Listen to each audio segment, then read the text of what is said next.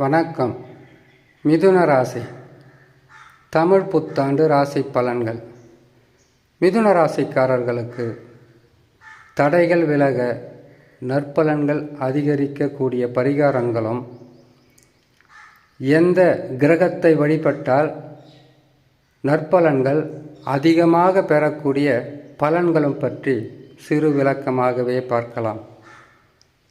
மிதுன ராசிக்காரர்களுக்கு தமிழ் புத்தாண்டில் கிரக அமைப்புகள் தசமகேந்திரம் என்று சொல்லக்கூடிய 10ஆம் ராசியில் தொழிலை உங்களுக்கு நல்ல நிலையில் உயர்த்த, தொழிலில் வெற்றி பெற, அதிகப்படியான வருமானங்களை பெறக்கூடிய ஸ்தானத்தில் ராகு பகவான் இருப்பது நற்பலன்களாக இருந்தாலும், சுகஸ்தானம் என்று சொல்லக்கூடிய கன்னி ராசியில் கேது பகவான் அமர்ந்திருப்பது சுகபோக வாழ்க்கையில் சில பிரச்சனைகள் வரலாம், உடலில் உபாதைகள் வரலாம், குடும்பத்தில் சந்தோஷங்கள் பல வகையிலும் தடைபடலாம். சில நேரங்களில் மனம் ஒரு நிலையில் செயல்படாமல் பல வகையிலும் போராட்டங்களாகவே இருக்கும். மன போராட்டம் அதிகரிக்கும். இது கேது பகவான் 4ஆம் இடத்தில் இருக்கும்போது தரக்கூடிய பலன்.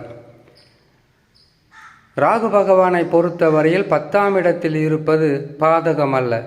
தொழில் வளர்ச்சி, குடும்பத்திற்கு எடுக்கும் முயற்சிகளுக்கு, உங்களுடைய வருங்கால திட்டங்களுக்கு மிகப்பெரிய ஒரு வளர்ச்சியை காட்டக்கூடிய ஸ்தானத்தில் ராகு பகவான் மீன ராசியில் அமர்ந்திருப்பது விரயங்களை தந்து பல வகையிலும் உங்களுக்கு வருமானத்தை தடுக்கக்கூடிய ஸ்தானத்தில் குரு பகவான் 12ஆம் இடத்தில் விரயஸ்தானத்தில் அமர்ந்திருப்பது, சனி பகவான் 9ஆம் இடம் என்று சொல்லக்கூடிய பாக்கியஸ்தானத்தில் அமர்ந்திருப்பது, மற்ற கிரகங்களை பொறுத்தவரையில் மாத கிரகங்களாகவும், சில மாதங்களிலே உங்களுக்கு பலன்களை தரக்கூடிய கிரகங்களாகவும் மீதம் உள்ள 5 கிரகங்கள் இருப்பதினால் ராஜ கிரகங்கள் தான் ஒருவருடைய வளர்ச்சிக்கு மிகவும் பக்கபலமாகவும், முன்னேற்றங்களில் வெற்றி பெறுவதற்குண்டான வாய்ப்புகளை கொடுக்கின்ற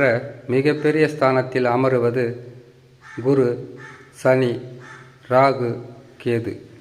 மிதுன ராசிக்காரர்களுக்கு குரு பகவான் 12ஆம் இடத்தில் இருக்கும்போது விரயங்கள் அதிகரிக்கும். பொருளாதாரத்தில் பின்னடைவு ஏற்படும். குடும்பத்தில் சந்தோஷம் சற்று குறைந்ததாகவே இருக்கும்.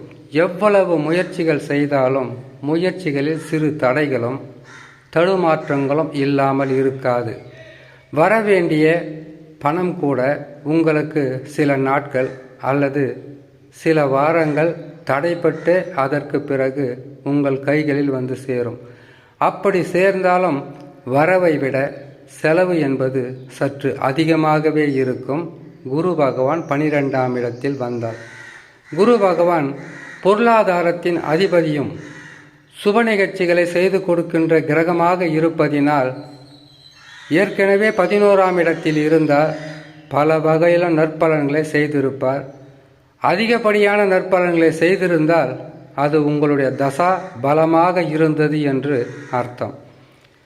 சிறிதளவே நற்பலன்கள் நடந்திருந்தால் அது உங்களுடைய தசா சற்று வலு குன்றியதாக இருந்திருப்பது என்பது அர்த்தம். ஆனால் இப்பொழுது குரு பகவான் 12ஆம் இடத்தில் இருக்கும்போது பாதகம் இருக்காது, ஆனால் சாதகமும் இருக்காது. கொடுக்கல் வாங்கலில் சில நேரங்களில் குழப்பங்கள் ஏற்படும். செய்யும் தொழிலில் பல வகையான எதிர்பார்த்ததை விட வருமானம் என்பது குறைந்தே காணப்படும். அப்படி வருமானம் நினைத்தபடி வந்தால் செலவு என்பது அதிகப்படியாகவே இருக்கும். சுப நிகழ்ச்சிகளை செய்யக்கூடிய ஸ்தானத்தில் விரயங்கள் அதிகமாக உருவாவதற்குண்டான வாய்ப்புகள் இருப்பதினால் மிதுன ராசிக்காரர்கள் கையிருப்பு என்பது கரையும் போது சற்று கவனித்து யோசனை செய்து அதற்கு பிறகு செலவு செய்ய வேண்டும். வீணான வாக்குகளை கொடுத்துவிட்டு சிக்கலில் மாட்டி தவிக்க வேண்டாம். அடுத்ததாக சனி பகவான் பாக்கியஸ்தானத்தில் 9ஆம் ராசியில் கும்பராசியில் அமர்ந்து இருக்கக்கூடிய சனி பகவான் பாதகத்தை செய்ய மாட்டார். ஆனால் சாதகம் என்பது இது ஒரு கிரகம் மட்டும் தரக்கூடிய பலன்களாக இல்லாமல் சர்ப கிரகங்கள் இரண்டுமே ஒன்று நற்பலன்களாகவும் மற்றொன்று அசுப பலன்களும் தருவதாகவே இருக்கும். அதே போல குரு பகவான் தனக்காரகன் மறைந்திருப்பது மறைமுக எதிர்ப்புகளும் மறைமுகமான வீண் விரயங்களும் கொடுக்கின்ற ஸ்தானத்தில் இருப்பதினால் மிதுன ராசிக்காரர்கள் சற்று நிதானம் காத்து செய்வது மிகவும் சிறப்பாக இருக்கும். சனி பகவான் 9ஆம் இடத்தில் இருப்பது என்பது பாக்கியஸ்தானம். இந்த பாக்கியஸ்தானத்தில் எந்த கிரகங்கள் அமர்ந்தாலும் கெடு பலன்களை தராது, நற்பலன்களை அதிகரித்து தர வேண்டும்.